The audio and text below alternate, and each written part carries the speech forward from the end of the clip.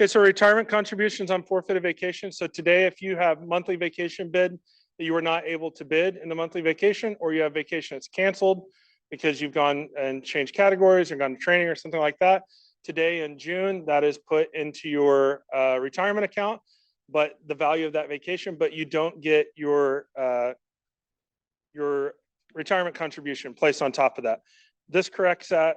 Retirement contributions will be made on the forfeited vacation days, and up to 21 days of forfeited vacation for a pilot reaching the mandatory retirement age will also be eligible. And any unawarded vacation pays at the end of vacation year there.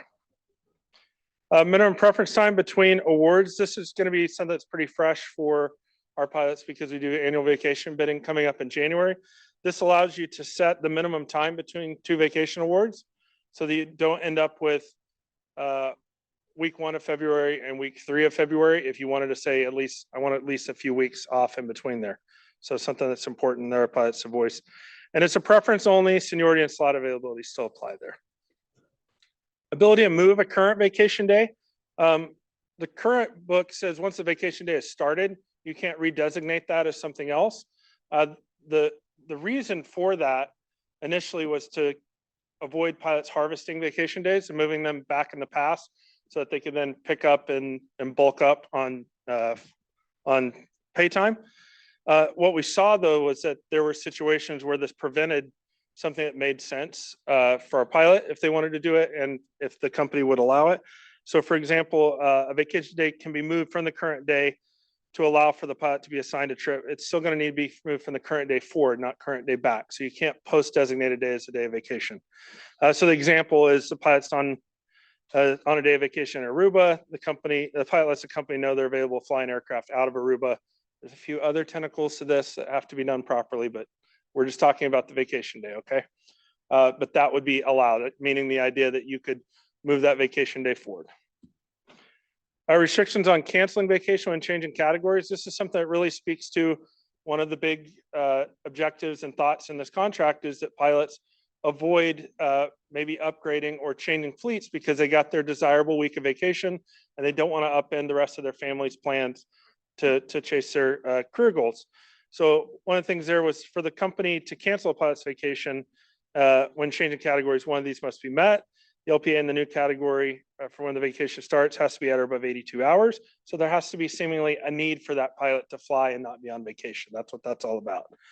And then the vacation starts in between the start of training and the end of either the next bid period that's scheduled for training, if consolidation is required, or OE blocker days.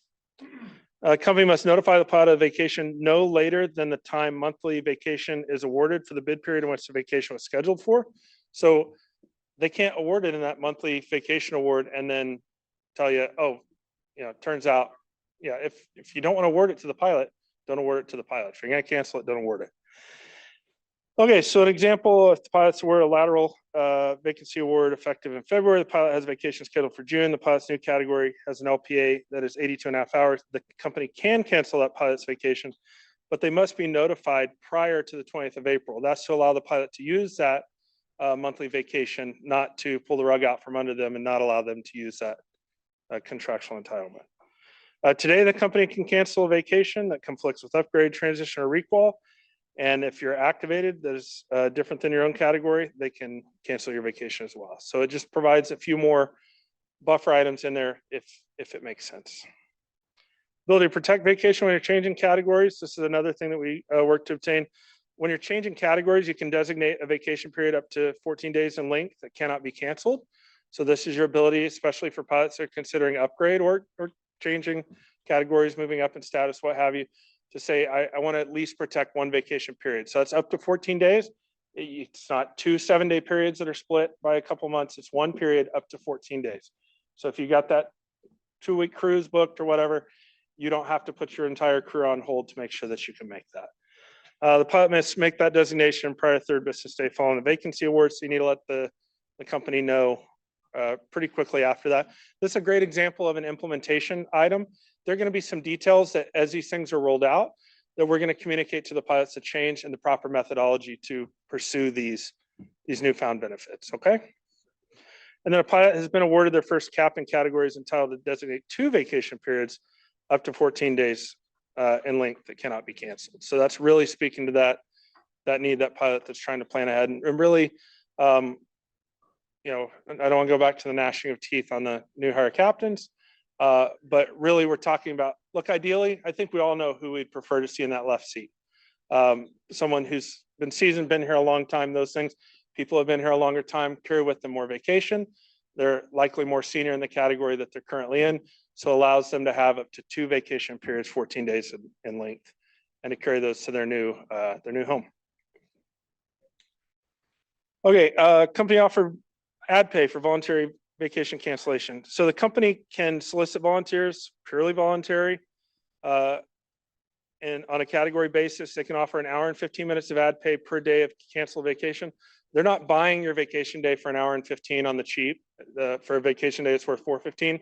That's for the use of canceling your vacation day. That vacation day or days will go back into your vacation bank that you can then use for monthly vacation bidding, or if you don't have any ability to do that throughout the rest of the vacation year, will be forfeited and go into your account, and then you get the retirement contribution on top of that.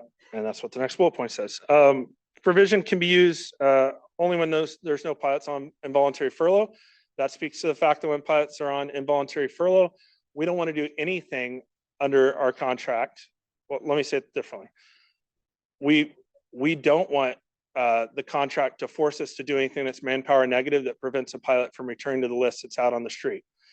We would hope that our fellow pilots that work on the contract would have the same thing in mind with what they do. Okay, so there's what the contract requires, and then there's what people do. So let's see, pilots volunteering for vacation cancellation process and seniority order. That's, you know, learn that day one when you get hired here. And then you're not allowed to cancel more than the minimum vacation required in the annual election. So if you have 10 years or less, it's 14 days and 21 days for pilots with 11 or more years of service. So there we're not, that prevents the company from staffing the airline completely by buying off our vacation. So you do still need to take the minimum amount of vacation there. So that's 14 days and 21 days for our pilots. You can read the example.